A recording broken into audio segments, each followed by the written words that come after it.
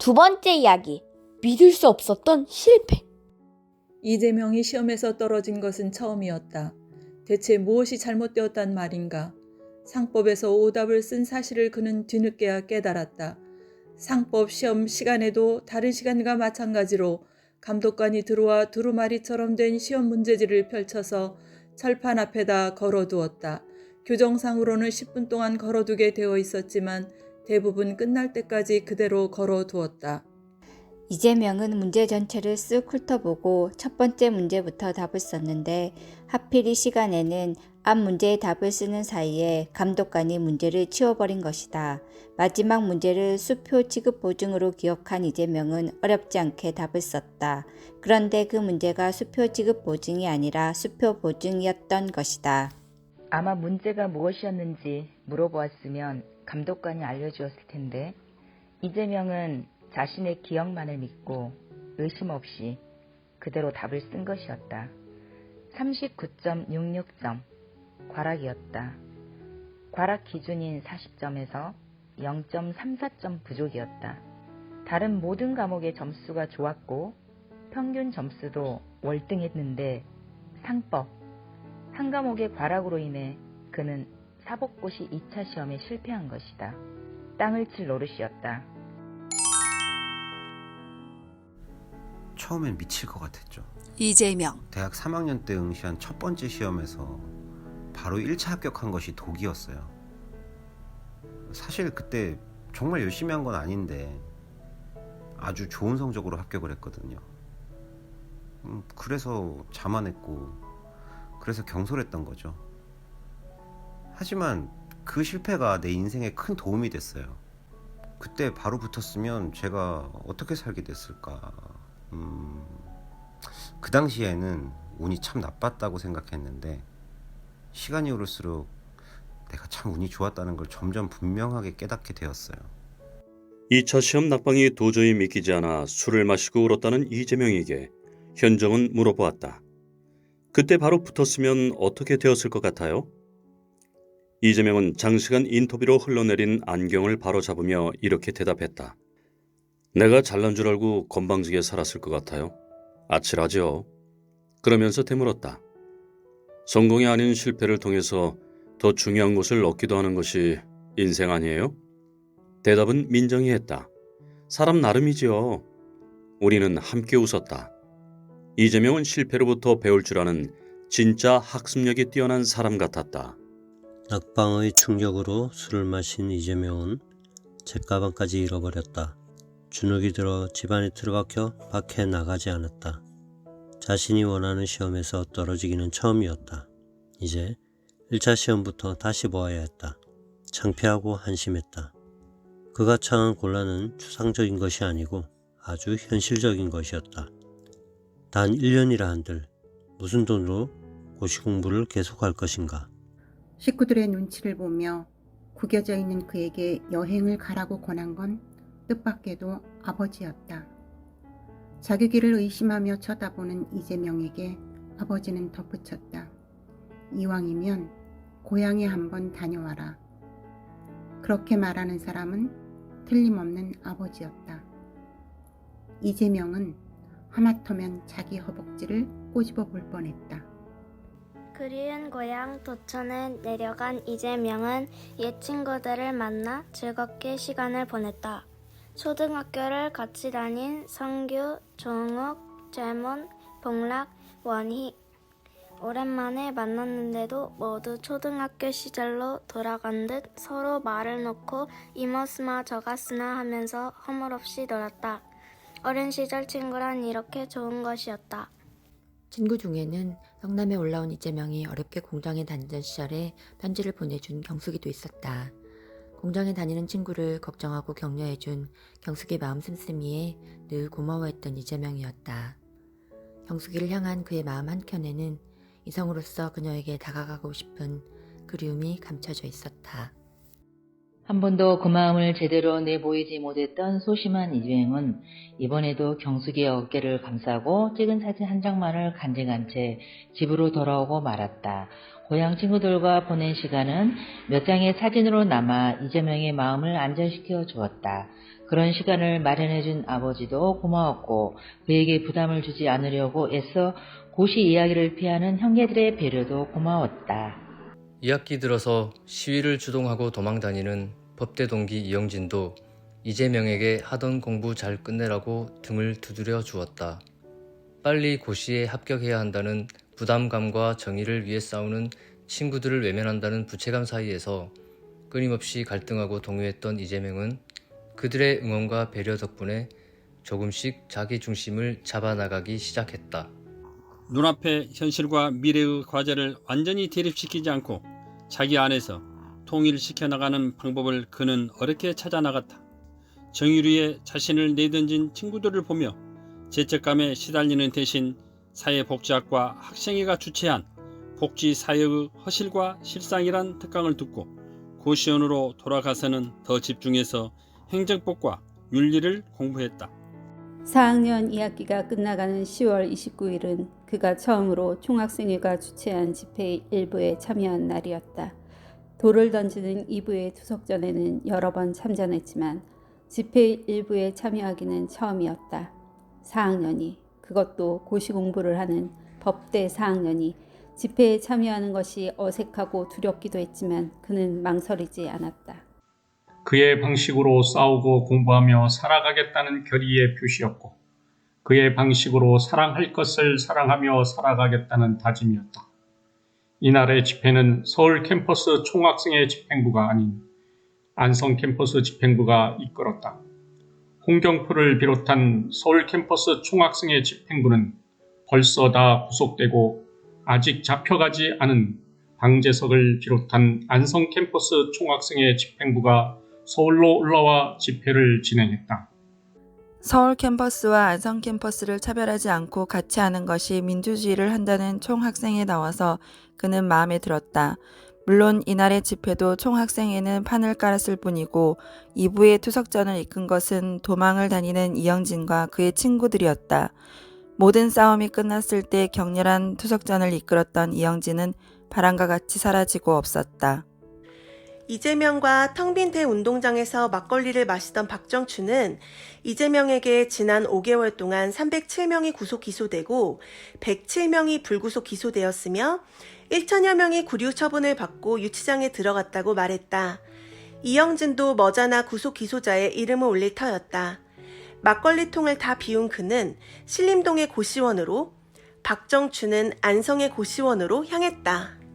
이튿날 오전 이재명이 어제 밀린 진도까지 빼느라고 시간에 쫓기며 공부를 하고 있는데 쿵쿵거리며 시끄럽게 창문 밖을 오르내리는 사람이 있었다. 나중에는 창문을 치고 지나가기까지 해서 이재명은 짜증을 내며 창문을 확 열었다. 고시원 옆 건축 현장에서 일하는 한 아주머니가 무거운 벽돌을 머리에 이고 가설 계단을 밟으며 올라가고 있었다. 그와 눈이 마주쳤다. 그는 얼른 눈길을 피하며 창문을 닫았다. 지금 이 시간에도 저 아주머니처럼 일하고 있을 어머니와 형, 동생들이 떠올랐다. 가슴이 아리고 아팠다. 이재명은 저 아주머니가 받을 임금을 생각해 보았다. 그의 여동생이 하루 12시간 일하고 공장에서 받는 월급이 자신의 하숙비에도 못 미쳤다. 저 아주머니도 다르지 않을 것이다. 이것이 과연 정당한가? 재명이는 약자에 대한 차별과 횡포, 불의를 보면 참지 못해요. 이재명 관악고시원 선배 최원준. 한 번은 재명이 옆방에서 공부하던 나이 많은 고시생이 시끄럽다고 거칠게 화를 낸 적이 있어요. 재명이는 이승삼이라는 친구와 함께 고시방을 같이 썼기 때문에 공부하다가 쉬는 틈에 서로 얘기도 하게 되거든요. 큰 소리를 얘기한 것도 아닌데 예민해진 옆방 고시생이 성질을 내다가 이렇게 말했어요. 공돌이 새끼들처럼 시끄럽게 한다. 처음에는 미안하다고 하던 재명이가 갑자기 발끈하며 공돌이 새끼들이 당신한테 피해준 게 뭐냐며 막 대들며 따졌어요. 내가 생맥주 한 잔씩 사주겠다고 재명이와 성삼이를 데리고 내려가서 그랬죠. 그 사람 나이 36이 되도록 공부하려면 얼마나 초조하겠냐. 너희가 이해해라. 그랬더니 재명이가 그래요. 자기들이 큰 소리로 떠든 것도 아니고 설사 큰 소리로 떠들었더라도 자기들한테 욕해야지 왜 아무 상관도 없는 공돌이를 욕하냐고. 그건 못 참는다는 거예요. 그래서 내가 넌 이제 공돌이도 아니고 이 사회에서 손해볼 것도 없는데 왜 그러냐고 했더니 재명이가 내게 이렇게 대답했어요. 사람들이 다 나 같아요. 할 말이 없더라고요. 최원준은 민정 현정에게 재명이가 성남시절 시절에 기업에 무슨 특혜를 줬다는 보도를 듣는 순간 바로 말도 안 된다고 생각했다며 이재명이란 인간을 몰라도 너무 모르고 하는 소리라고 단언했다. 어느새 4학년 2학기가 끝났다. 마지막 학기의 종강과 함께 법대생들은 운명이 갈렸다. 집안 형편이 괜찮은 동기들은 고시 공부를 계속하거나 대학원에 진학했다. 돈 있고 빽 있는 사람들은 재주 좋게 군대를 잘도 면제받았다. 하지만 돈도 빽도 없는 동기들은 졸업하기 무섭게 군대에 가야 했다. 이재명의 법대 동기 111명 중에서 88명이 그와 같은 특대 장학생이었다.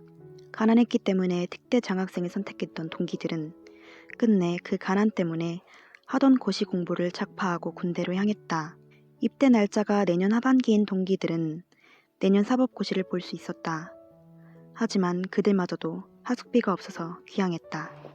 가난 때문에 뛰어난 능력과 의지를 펼쳐보지 못하고 낙향하는 친구들이 이재명은 너무나 안타까웠다. 이재명에 가까웠던 친구인 규대와 성홍이, 정추도 종강하자마자 짐을 꾸려 낙향을 준비했다. 돈 없고 빽 없는 서러움을 안고 낙향하는 친구들을 위해 이재명도 하루는 공부를 멈췄다. 돈도 배경도 아무것도 가지지 못한 벗들이라 고시를 거의 멈추다시피 하는 길을 간 것입니다. 능력도 있고 의지도 있는 벗들이 돈이 없다는 이유로 군대에 일찍 가게 되는 것입니다. 대학원이나 가면 오죽 좋겠습니까? 하고 싶은 공부도 더 할 수 있고 말입니다. 내년 시험까지는 몇 달 되지도 않는데 집에 가면 뻔히 공부 못할 줄 알면서도 그놈의 하숙비가 없어서 귀향합니다. 4년간 정들었던 벗들을 떠나보내니 섭섭하기 그지없습니다. 이재명 일기 1985년 11월 29일. 이재명은 4년 동안 함께 공부한 정든 동기들을 떠나보내고 신림동 고시원으로 돌아왔다. 겨울이 깊어갔다. 고시원의 빈방이 모두 찼다. 찬바람이 불기 시작하면 신림동을 떠났던 고시 낭인들이 다시 돌아왔다. 사법고시 시험일 6개월 전인 12월이 되면 방황하던 고시생들이 모두 신림동으로 모여들었다. 그들은 사법고시라는 망망대해에 돛담배 한 척씩을 띄우고 외로운 항해를 하는 동지들인 동시에 물리쳐야 할 경쟁자들이기도 했다. 그렇다고 신림동이 인간미와 낭만이 없는 곳도 아니었다. 지치고 방황할 때마다 서로에게 손을 내밀어주고 넘어진 친구를 일으켜 세워주려고 눈 덮인 관악산에 올라가 소주병을 함께 비우기도 했다. 이재명이 공부한 청운고시원 좌장은 이재명보다 4살이 많은 최원준이었다. 최원준은 고시원에서 나이가 많은 편은 아니었지만 정의감이 강하고 매사에 공평무사했기 때문에 고시원에서 아주 신망이 높았다. 품이 넓었던 최원준은 출신 학교를 가리지 않고 자기보다 어린 후배들에게 공부하는 방법을 조언해주고 맥주를 사주며 인생 상담도 해주었다. 그런 정의파 최원준을 이재명도 좋아하고 따랐다. 1985년 크리스마스 무렵에 이재명을 이태원에 데리고 간 것도 최원준이었다. 하루 정도는 바람도 쐬고 사람들 노는 거 구경도 하자며 놀러간 이태원에서 그들은 공경에 처한 여성을 만났다. 한국 여성을 희롱하며 추행하는 미군을 보고 모두 머뭇거리며 주저할 때 나선 것이 이재명이었다. 재명이는 하여튼 불의를 보면 참지를 못해요. 이재명 관악고시원 선배 최원준. 그날도 한국 여성을 희롱하던 미군 병사 하나가 여성의 팔을 잡아 끌며 추태를 부리는 거예요. 모른 척할 수도 없고 그렇다고 어떻게 해야 할지 알 수도 없어서 우리가 하고 있는데 재명이가 다가가서 미군에게 영어로 욕을 하면서 그 아가씨를 떼어냈어요. 재명이가 정의파인 건 익히 알고 있었지만 정작 우리가 놀란 건 그의 영어였어요. 중학교 때부터 영어 공부하고 고시에서도 영어 시험이 있지만 우리 때는 회화는 전혀 못했거든요. 그런데 어떻게 금중고시로 대학에 온 애가 그렇게 영어를 하는지 다들 신기해했어요. 최원준은 정의파 형님인 그가 왜 이재명이 나설 때까지 가만히 있었느냐는 민정의 질문에 영어 회화가 안 되니까 라고 변명했다. 현정은 이재명에게 정말 영어를 그렇게 잘했느냐고 물어보았다. 이재명은 이렇게 대답했다. 잘하긴 뭘 잘해요. 그냥 막 한 거지. 대학에 들어가서 어학원에서 회화를 좀 배우기 전까지 바이블을 비블이라고 읽었었는데. 1986년 2월 21일 해가 바뀌고 졸업식이 열렸다. 그의 인생에서 두 번째 졸업식이었다. 그는 부모님과 형제 모두를 초대했다. 입학식 때 오지 않았던 아버지도 참석했다. 가족들과 함께 꽃을 들고 함께 사진을 찍었다. 처음으로 아버지와 함께 활짝 웃으며 사진을 찍었다. 하지만 졸업식이 마냥 즐겁지만은 않았다. 낙향했다가 올라온 동기들의 어깨는 처져 있었다. 총명하고 정의감이 넘치던 동기들의 처진 어깨를 바라보는 그의 가슴은 시렸다. 이번 사법고시 시험도 보지 못한 채 군대에 가야 하는 동기들은 애써 태어난 척 올해 시험에서 꼭 합격하라고 그의 어깨를 두드려 주었다. 이재명은 졸업식이 진행되는 내내 졸업식장에 없는 동기를 생각했다. 영등포 구치소의 차가운 감방에 갇혀 있을 이영진이었다. 4학년 2학기 내내 피신해 다니며 집회가 있는 날만 학교에 나타나 시위를 이끌던 이영진은 경찰에 붙잡혀 구속되었다. 학교는 그를 제적했다. 전국 5천 등으로 대학에 들어온 녀석이 사법고시에 붙어 집안을 일으켜주기를 기대했을 그의 가족들을 생각할수록 마음이 아렸다. 공장에 다닌다는 그의 가까운 친구도 이재명의 여동생처럼 여전히 몇 푼 되지 않는 월급을 받으며 공장에 다니고 있을 터였다. 기뻐할 수만 없는 졸업식을 마치고 고시원으로 돌아온 이재명은 편지 한 통을 썼다. 오늘 졸업하지 못한 이영진의 집으로 보낼 편지였다. 내가 감옥에서 나와서 집에 내려갔더니 아버지가 편지 한 장을 꺼내서 보여줬어요. 이재명 대학 동기 이영진. 재명이가 보낸 거였어요. 의로운 일을 하다가 고초를 겪고 있는 영진이를 우리 동기들은 모두 자랑스럽게 여기고 있습니다. 영진이가 앞으로 우리보다 반드시 더 훌륭하게 큰 일을 할 것으로 우리는 믿고 있습니다. 부모님께서도 너무 상심하지 않으시기를 바랍니다. 이런 내용이었어요. 우리 부모님은 감옥에 있는 내가 걱정되고 보고 싶을 때마다 그 편지를 꺼내보았다고 하더라고요. 재명이는 장난기가 참 많기도 했지만 그렇게 마음이 따뜻한 친구였어요. 민정은 성적이 좋았던 그가 고시 공부를 하지 않고 운동을 하는데 부모님이 말리지 않았는지를 이영진에게 물었다. 이영진은 이렇게 대답했다. 부모님은 내가 운동하는 줄 알면서도 내가 오히려 특대 장학금의 일부를 집안 생활비로 보내줬기 때문에 다른 부모님들처럼 나에게 뭐라고 말도 하지 못했어요. 저는 그게 더 부모님에게 죄송하고 동생에게 미안했어요. 재명이 편지 한 장이 우리 부모님에게는 큰 위로가 되었던 것 같아요. 세상이 아주 불공평하지만은 않았다. 그가 결코 원한 것은 아니었지만 그의 구분팔은 대단한 백이 있어야 빠질 수 있다는 군대를 면제시켜 주었다.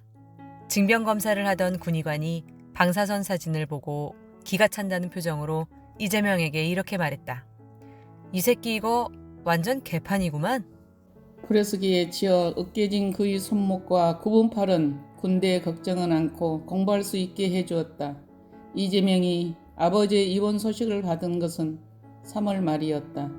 사법고시를 눈앞에 두고 있던 이재명은 고시원에서 바로 병원으로 달려갔다. 처음으로 아버지의 눈물을 보았다. 이제는 자식들 다 자라 장성한 모습 속에 행복을 누릴 만해진 세상을 떠나려 하신다니. 내 세상에 나서 생전 처음 본 아버님의 눈물. 그것은 결코 한많은 세상을 한탄함도 아니오. 이승을 하직하시는 괴로움이나 미련도 아니오. 오직 하나 이제 꽃봉오리는 맺었는데 피는 것을 보지 못함이 한스럽다 하신 그 말씀에서 보이는 그러한 슬픔과 아픔의 표현이었다. 자식으로 5의 장정과 2의 여식이 있음에도 그 암 같지도 않은 위암 하나 빨리 발견하여 완치시켜드리지 못하니 있으나 만화한 자식이다.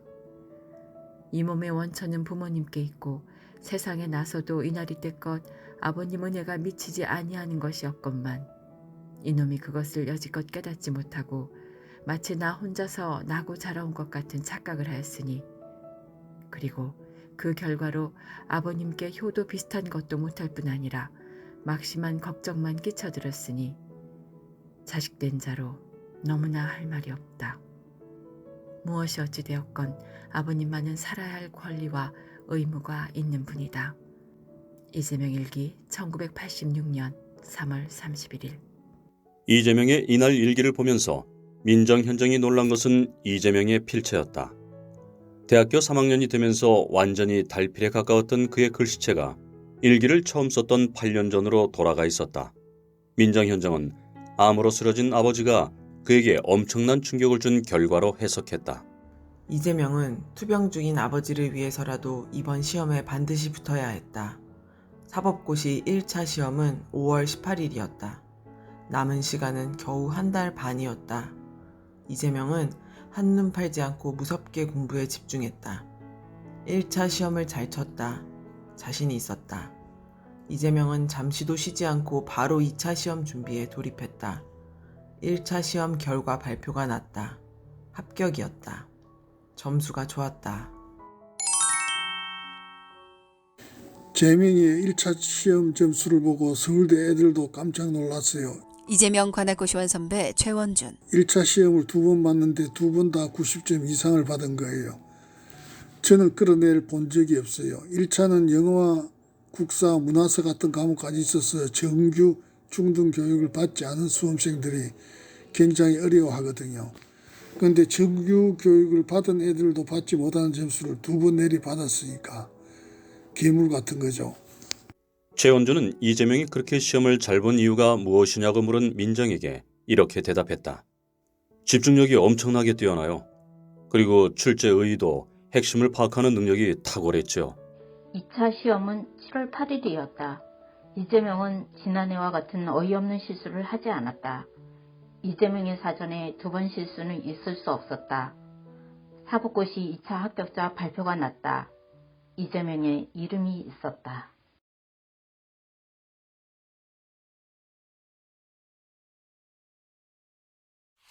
세 번째 이야기. 전투적인 직진을 선택하다. 이재명이 사법고시에 최종 합격한 겨울. 그의 아버지는 세상을 떠났다. 1986년 11월 23일이었다. 그날은 이재명의 생일이었다. 아버지가 숨을 멈춘 시각도 그가 태어난 시각과 똑같았다. 아버지는 공교롭게도 그가 태어난 그날 그 시각에 맞춰 세상을 떠난 것이다. 아버지, 저 사법고시에 합격했습니다. 이재명이 병상에 누운 아버지에게 그렇게 말했을 때 아버지는 아무 말도 하지 못하고 눈시울을 적셨다. 그의 손을 잡은 아버지는 곧 눈물로 볼을 흠뻑 적셨다. 아버지는 병문안 온 친척들에게 자기가 이재명을 법대에 보내 사법고시에 합격시켰다고 자랑했다. 이재명은 맞는 말이라고 고개를 끄덕였다. 아버지와 어머니가 없었다면 자신이 어떻게 세상에 나왔겠으며 법대에 들어가 고시를 볼 수 있었겠는가.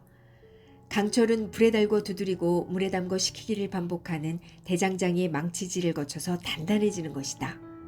아버지는 이재명을 강철같이 단련시킨 대장장이었다. 이재명은 아버지의 100일상을 며칠 앞둔 1987년 3월 2일 사법연수원에 입소했다. 연수원 18기였다. 연수원생들에게는 월급이 나왔다. 나라에서 주는 첫 월급이었다. 이재명은 첫 월급으로 아버지가 좋아하던 술과 담배를 사서 아버지의 산소에 인사를 드리러 갔다. 마침 한식이어서 선산을 찾은 고향 사람들이 과거에 급제했으니 이보다 더한 효도가 어딨겠냐며 그를 칭찬했다. 아버지의 산소에는 어느새 파릇파릇 잔디가 돋아나고 있었다. 2번 절을 올리고 술도 듬뿍 따라드렸다. 담배에 불도 붙여 놓아드렸다. 참으로 야속하고 원망스러웠던 적도 많았지만 아버지는 아버지대로 최선을 다한 삶이었다. 아버지는 그처럼 지독하게 일하고 수전너처럼 모은 돈으로 그의 가족들에게 성남 상대원 비탈에 집 한 채를 마련해주고 떠났다. 물론 그 집에는 아버지뿐만 아니라 어머니와 칠형제 모두의 땀과 눈물이 스며 있었다. 산소에 다녀온 이재명은 남은 연수원 월급을 떼어 어머니에게 드렸다. 어머니는 그 지폐를 쓰지 않고 부적처럼 오래 지니고 다녔다. 쓸쓸한 곳, 암흑만이 가득한 그 대지. 그러나 영면과 안녕과 포근함이 있는 그곳에 아버님의 육신은 누워 계셨다. 어머님이 많이 외로우시겠지. 그러나 세상사 그러려니 하고 일찍 망각의 세계에 아버님에 대한 기억을 묻어두었으면 좋겠다. 이재명 일기 1987년 4월 28일. 아버지와 어떻게 화해할 수 있었느냐는 현정의 질문에 이재명은 어떤 아버지가 자식이 잘못되기를 바라겠어요? 라고 되물으며 이렇게 덧붙였다. 위기의 순간에 처하면 문득 아버지 얼굴이 떠올라요. 시민운동하다 수배당하며 순환당할 때, 정적들이 나를 함부로 겁박하고 모욕할 때, 셋째형 문제로 온 집안이 창피를 당할 때, 억울하고 마음이 피폐해질 때면 아버지 얼굴이 떠올랐어요. 그러면 거짓말처럼 내 안에서 오기와 투지가 솟아났습니다. 아버님이 생의 마지막 순간에 내게 보여준 그 눈물이 언제나 나를 일으켜 세우는 용기의 원천이었어요. 이재명은 매일 성남에서 사법연수원으로 출퇴근했다. 연수원의 교육 내용은 실망스러웠다. 교육제도는 경직되었고 강의 내용은 부실했다. 판결문과 고운속장을 쓰는 기계를 만들려는 것 같은 기능 위주의 교육이 반복되었다. 연수생들의 태도도 그는 편치가 않았다. 사법고시에 합격할 정도의 최고의 지적 능력과 소양을 갖춘 사람들일 줄 알았는데 아니었다. 무엇이 더 부족한지 지연과 학연, 집안을 은근히 자랑하는 연수생이 많았다. 몇몇은 아주 노골적으로 그와 같은 무수저를 무시했다.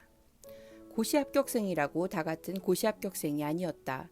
고시 합격자를 많이 내지 못한 학교 출신에다 개인적으로 내세울 것도 없는 연수생은 낄자리가 마땅치 않았다. 그는 모든 것이 변변치 않았지만 기죽지 않으려고 쓸데없는 말을 더하곤 했다. 그렇게 말하고 나면 자신이 더 공허한 빈 껍데기가 되어버린 것 같아 마음이 힘들었다. 그는 상대를 함부로 멸시하는 일부 동료들을 보며 자신은 저런 사람이 되지 않겠다고 다짐했다. 이재명은 1987년 4월 28일 일기에 자신의 다짐을 이렇게 적어두었다. 사회적 위치가 높은 사람보다는 인간적인 사람이 되어야겠다는 생각이 많이 든다. 사람이 되어야지 명사나 권력자가 되어서는 안 된다. 이재명이 연수원에 들어간 1987년 한국 사회는 민주화 대투쟁의 물결에 휩싸였다.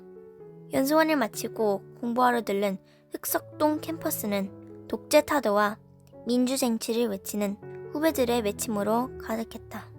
도서관에 앉아 공부하는 그에게 들려오는 후배 학생들의 우렁찬 함성은 한국 사회의 밝은 미래를 예고하는 석곡처럼 들렸다.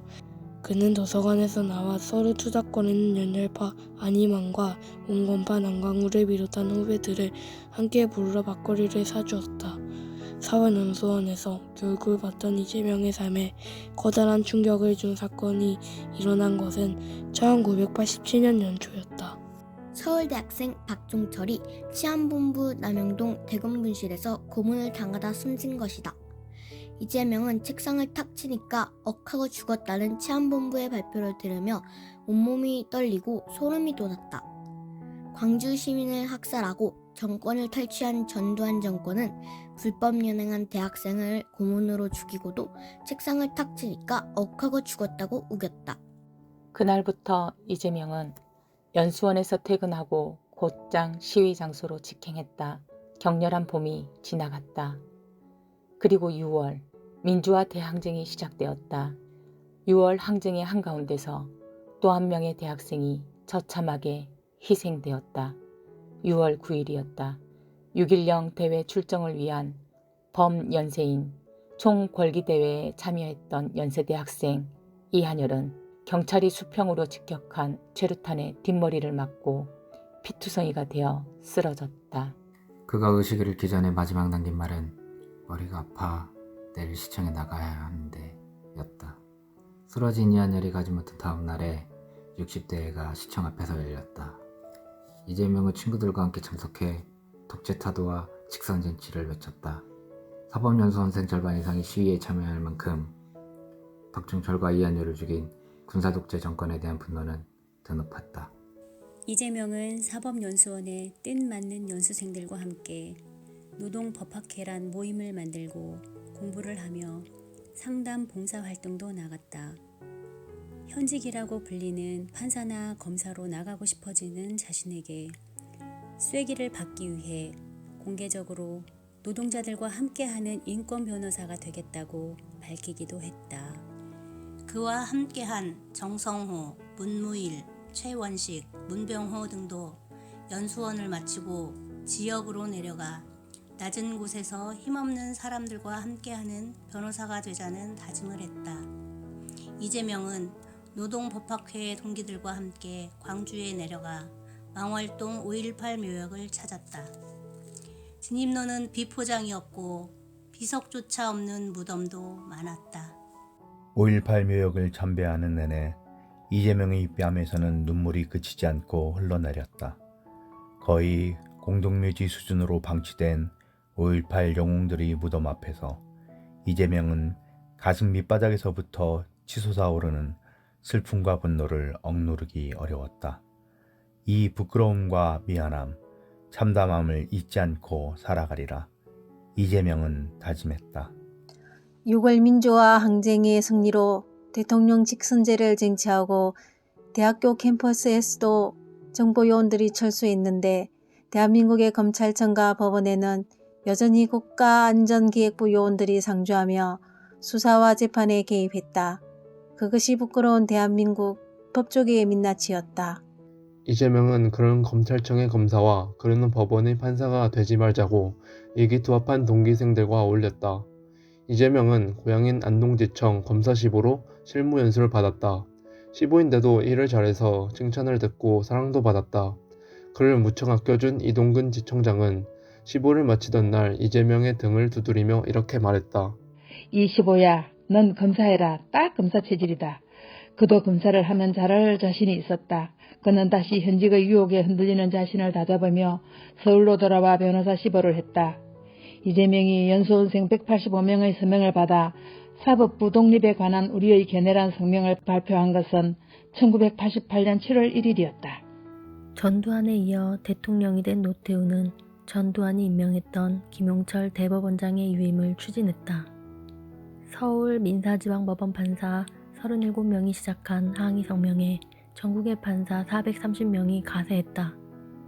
그러자 노태우는 김용철의 후임으로 정기승을 대법원장으로 지명했다. 정기승은 전임 김용철 대법원장보다 하나도 나을 것이 없는 인물이었다. 정기승은 군사정권과 야합해 새끼정치 판사들의 소굴로 불리는 서울형사지방법원장에서 대법원 판사로 직행하면서 출세가도를 달린 대표적인 인물이었다. 전국의 모든 법원에서 김용철 대법원장의 유임 반대 성명을 낼 때 빠진 유일한 법원이 바로 서울형사지방법원이었다. 이재명은 안기부 직원이 법원에 상주하며 재판에 개입하는 일에 가장 앞장서온 판사가 대법원장이 되는 것을 두고 볼 수 없었다. 봉천동의 여관을 잡고 연수원 18기 동기들을 모았다. 20여만 원에 달하는 여관비도 총대를 맨 이재명이 냈다. 뒷날 검찰총장을 지낸 문물과 최원식이 함께 거사에 나서기로 했다. 처음에는 연수생 자치회 차원에서 집단 서명으로 반대 의견을 밝히려고 했지만 이재명 연수원 측에서 막았어요. 그래서 그날 저녁 봉천동 여관에 문무일과 최원식 등이 모여 밤새 토의 끝에 성명서를 내기로 결의했죠. 동기인 민태식하고 내가 성남 우리 집으로 가서 2벌씩 타자기로 성명서를 친 다음에 여러 장 복사를 했어요. 우리는 그걸 나눠들고 전국 법원과 검찰에 나가 실무 연수를 받는 연수생들의 서명을 받기 위해 흩어졌어요. 그래서 사법연수생 185명의 반대 성명서가 발표되고 일산 법원의 판사들까지 참여하면서 2차 사법파동이 일어난 거예요. 그래서 결국 정기승 대법원장 지명은 철회됐죠. 민정은 이 무렵의 일기가 담긴 이재명의 일기장 제6권 표지에 붙은 2장의 사진이 인상적이었다.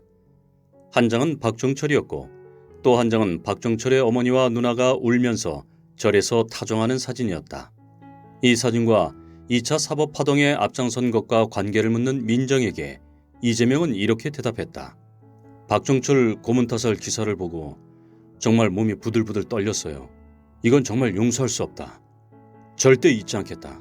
그래서 그때 신문에 난 박종철 사진과 울면서 타정하는 어머니 사진을 오려서 내 일기장 맨 앞에 붙여뒀어요. 그런데 이한열까지 또 죽인 거예요. 참을 수가 없었죠. 연수생 자격을 박탈당하면 어쩌려고 2차 사법파동에 앞장섰느냐는 현정의 질문에 이재명은 이렇게 대답했다. 두렵지 않았다면 거짓말이고 내가 여기까지 온 것도 많이 온 것이다. 지금부터 얻은 것은 덤이니까 다 잃어도 괜찮다. 이렇게 생각했어요. 당시 분위기로는 최소 중징계에서 형사처벌까지 각오했었는데 다행히 민주화 바람이 워낙 세게 불어서 처벌을 면한 거죠.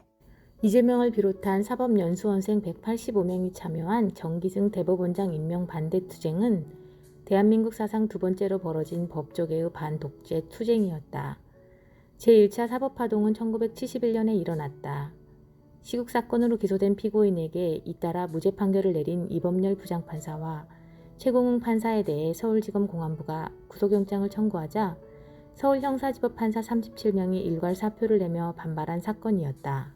이 파동은 뒤이어 전국의 415명 판사 중에서 153명의 판사가 사표를 내면서 사법권 수호를 주장하고 나서자 박정희가 수사를 백지화시키면서 마무리되었다.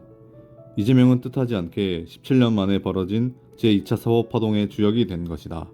법조계에서는 17년 간격을 두고 벌어진 이 두 사건을 혁명의 버금가는 엄청난 일로 받아들이며 제1차 사법파동과 제2차 사법파동이라고 이름 붙였다. 이재명의 연수원 성적은 상위권이었다. 사법고시 성적과 합산해도 현직으로 나가기 충분한 성적이었다. 연수원에서 최종 성적을 확인한 이재명은 다시 흔들렸다. 자기가 가질 수 있는 걸 포기하는 게 얼마나 어려운 일인지를 실감했다. 차라리 성적이 나빴으면 아무 미련이 없을 텐데 남들은 하고 싶은데도 성적이 안 돼 못하는 걸 포기하는 게 아까웠다. 판사라면 엄마가 가장 좋아할 테고 검사라면 그가 아주 뛰어나게 할 수 있을 것 같았다. 특히 연수원 동기가 소개해준 사회학과 여학생일 때 사귄 게 자신의 진로 때문인 것만 같아 자꾸 마음에 걸렸다. 연수원 동기가 소개해준 아가씨는 지적이고 아름다웠다. 더구나 사회학 전공의 전라도 출신이었다. 3번 만나면서 호의적이던 그 아가씨가 갑자기 이재명에게 딱지를 놓은 이유는 아무리 생각해봐도 노동인권 변호사를 하겠다는 그의 험한 인생 설계 때문인 것 같았다. 짧은 만남이었지만 어느새 그녀의 달콤한 전라도 사투리에 매혹당한 그는 지금이라도 인생 설계에 약간의 여지가 있다고 바꾸어 말할까 하는 엉뚱한 생각까지 했다. 대학교 2학년 때 동기 이영진으로부터 시작해서 지금까지 여러 친구에게 노동인권 변호사가 되겠다고 약속한 자신이 마음 한구석에서 자꾸만 판검사 되고 싶은 생각이 고개를 들었다. 그는 자신이 이렇게 기회주의적이고 소시민적이었나 싶은 생각이 들어 괴로웠다. 이재명은 차가운 감옥에 가 있는 친구들과 경찰에 쫓겨다니는 후배들을 생각하며 흔들리는 마음을 다잡았다. 그리고 일기장을 펼치고 볼펜을 꾹꾹 눌러가며 자신에 물었다.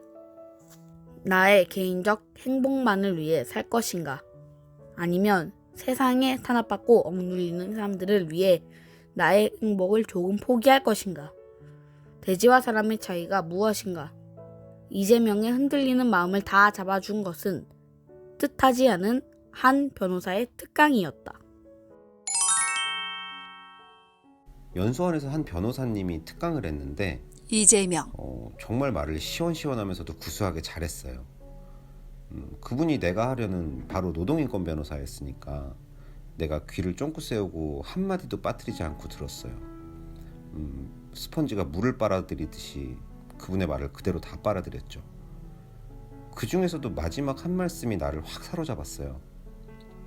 변호사는 뭘 해도 밥 안 굽는다. 그러는 거예요. 그 말이 그렇게 가슴에 와닿으면서 안심이 되더라고요.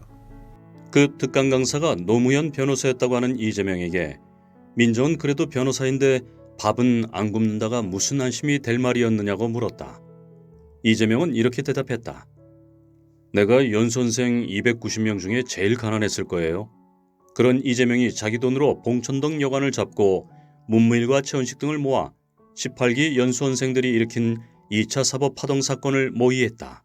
주변에서는 다들 1년 아니 하다못해 6개월만이라도 현직에 나가라고 권했다. 6개월만 한 검사를 해도 정관예우가 있던 시절이었다. 그러면 사무실 열 비용은 마련할 수 있다며 그를 걱정해 주었다. 고마웠지만 그는 따르지 않았다. 정관 예우를 받으면 전투력이 떨어진다는 선배 인권 변호사들의 충고 때문은 아니었다.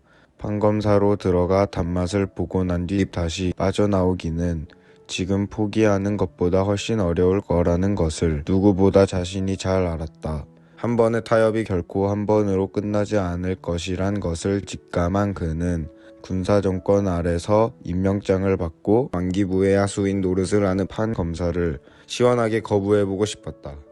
이재명은 타협하지 않고 직진하기로 결심했다. 어디서 어떤 방식으로 시작할 것인가? 지역은 성남이었다. 성남에 그가 변호사로 개업할 만한 연고가 있는 것은 아니었다. 그에게 비밀 연고가 없기는 제주도나 성남이나 마찬가지였다. 그래도 그는 결코 성남을 떠나지 않겠다고 다짐했다. 성남은 소년공 이재명의 피와 눈물과 땀이 스민 제2의 고향이었다. 대상은 노동자와 빈민들이었다. 변호사가 된 그의 상대는 다른 누구도 아닌 어제의 그였다. 성남에는 수많은 어제의 이재명이 여전히 피와 눈물과 땀을 흘리며 일하고 있었다. 사무실을 얻을 돈도 경험도 없었던 그는 법률구조공단에서 일하며 개업 비용을 마련하기로 했다. 그렇다고 성남에서 일하는 것을 하루도 늦추지는 않기로 했다. 법률구조공단에서 일하는 시간을 제외하고는 성남 노동상담소의 무급 상담력으로 일하기로 했다. 이재명은 이 결심을 스스로가 잊지 않도록 일기장에 두 문장으로 새겨두었다. 나의 욕심 일부를 할애하면 억압받고 부당하게 착취당하는 얼마나 많은 사람이 인간답게 살 수 있게 될 것인가. 소화를 버리고 대화를 취해야 하는 때이다. 이재명은 자식이 판검사 되기를 간절히 바라는 어머니에게 거짓말을 했다. 에이, 판검사는 아무나 하나요? 전 성적이 안 좋아서 변호사밖에 못해요. 어머니는 아쉬운 듯이 고개를 끄덕이기만 했다. 그의 말을 믿어서가 아니었다. 나중에 안 일이지만 어머니는 벌써 그의 성적이 판검사가 되기에 충분하다는 것을 알고 있었다. 다른 집 부모들이었으면 왜 판검사를 안 하느냐고 야단쳤을 텐데 그의 어머니는 그러지 못했다. 자식들에게 해준 것이 아무것도 없다고 여겨서였다. 그래서 나는 네가 판검사 되는 거 보고 싶다는 말조차 차마 그에게 더 하지 못한 어머니였다.